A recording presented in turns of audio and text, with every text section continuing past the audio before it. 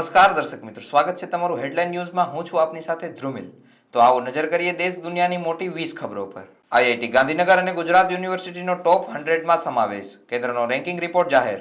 ગુજરાતના સરકારી કર્મચારીઓ માટે સારા સમાચાર. વંદે ભારત ટ્રેનમાં મળશે હવે એલટીસીનો લાભ. ઊંચી સ્કૂલ ફીથી ત્રસ્ત થઈ 2.29 લાખ વિદ્યાર્થીઓએ ખાનગી સ્કૂલો છોડી સરકારી શાળામાં પ્રવેશ મેળવ્યો. ગાંધીનગર જિલ્લાના પ્રાથમિક વિભાગની મોટી કાર્યવાહી. ગેરહાજર રહેનાર 23 શિક્ષકોને નોટિસ. ટ્રક પર ચડી નાકા છોડતી વખતે વીજ લાઇનમાંથી કરંટ લાગતા ચાલકનું મોત. રાજસ્થાનમાં ડેમ તૂટ્યો. હિમાચલમાં 197 રસ્તાઓ બંધ. 22 રાજ્યોમાં 7 દિવસ માટે વરસાદનું એલર્ટ. મહિલા ડોક્ટરના રેપ હત્યા કેસનો મામલો. આજથી દેશભરમાં ઓપીડી સેવાઓ બંધ રાખવાનું એલાન. આરોગ્ય સહાયકોનો કાયદો કાગળ પર, લોકોના જીવ જોખમમાં. અમેરિકાએ શેખ હસીનાના આરોપોને પાયાવિહોણા ગણાવ્યા. બાંગ્લાદેશની સરકારને લઈને આપ્યું નિવેદન. કમલા હેરિસ બાઇડન કરતાં પણ વધુ અયોગ્ય.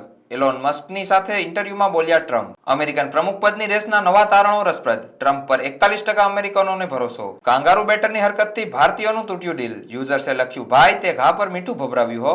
રિષભ પંતે ટેસ્ટ ક્રિકેટમાં વાપસી માટે આપવી પડશે અગ્નિ પરીક્ષા. 3 ખેલાડીઓની ટક્કર. દિગ્ગજ ક્રિકેટરે જીવન ટૂંકાવ્યું. મોતના 7 દિવસ બાદ પત્નીનો ખુલાસો. ડિપ્રેશનથી હતો પરેશાન. 15 ઓગસ્ટના એડવાન્સ બુકિંગમાં શ્રદ્ધા, જોન પછી અક્ષય 3જા નંબરે. શ્વેતા તિવારીએ દીકરી પલક અને ઇબ્રાહિમના અફેરને ગણાવ્યું અફવા.